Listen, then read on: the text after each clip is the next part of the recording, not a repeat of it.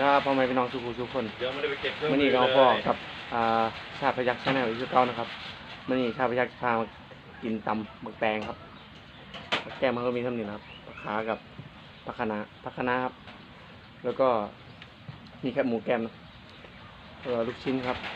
พี่น้องมาแซ่บๆกันนะครับลุยโลดบรรยากาศพอฝนตกครับบรรยากาศฝนตกแล้วครับเนี่ยโอ้บรรยากาศใดครับมาแซ่บๆกันครับตำหมึกแตงครับ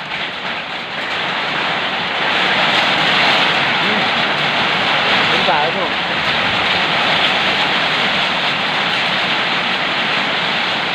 ขอโทษขออภัยนะพี่น้องตกแห้ง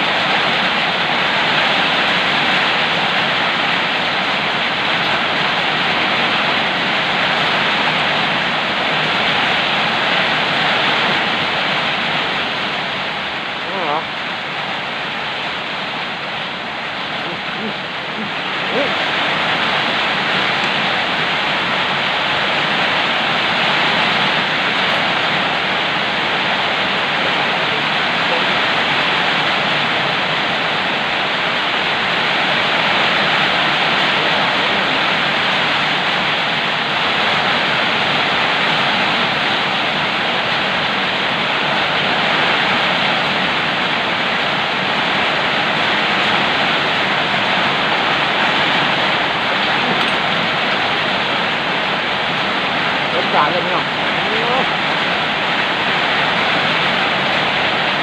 ขอโทษขอไปเลยพี่น้องนี่บรรยากาศนะ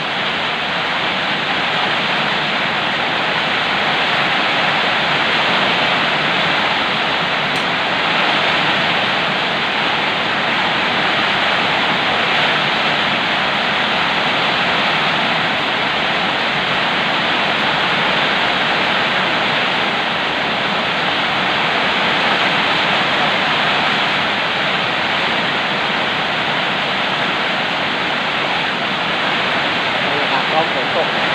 ด้วยตามลมเลย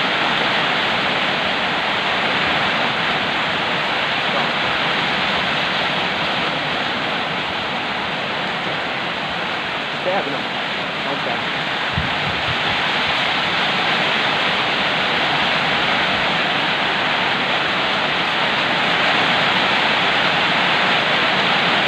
ทางกลางสายฝนครับนี่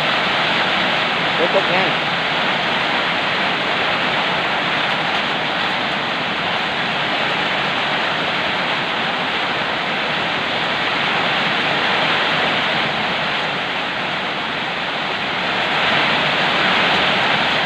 ฝากกดไลค์กดแชร์หน่อยพี่น้อง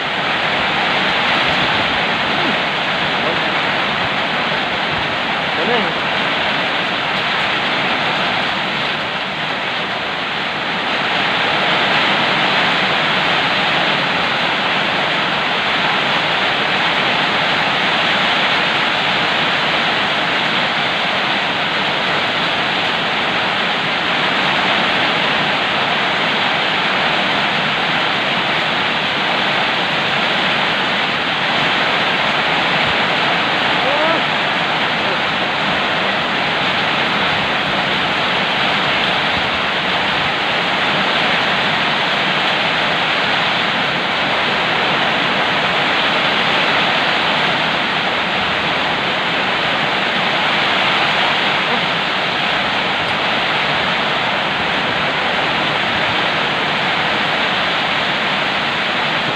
บ่อยมั้ง